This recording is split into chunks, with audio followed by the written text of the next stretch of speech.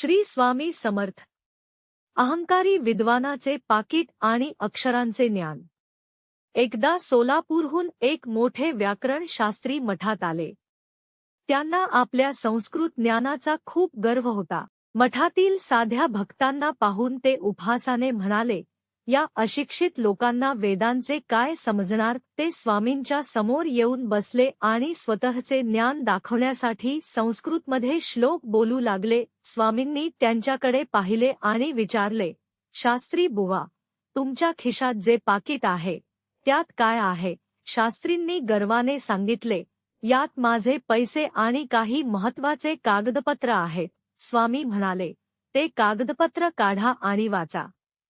शास्त्रींनी जेव्हा कागद उघडला तेव्हा आश्चर्याची गोष्ट म्हणजे त्यावर लिहिलेली सर्व अक्षरे गायब झाली होती आणि तिथे फक्त श्री स्वामी समर्थ हे एक नाव प्रत्येक ओळीत लिहिले होते. स्वामींनी त्यांना शिकवले की सर्व विद्यांचे अंतिम ध्येय ईश्वराची प्राप्ती आहे.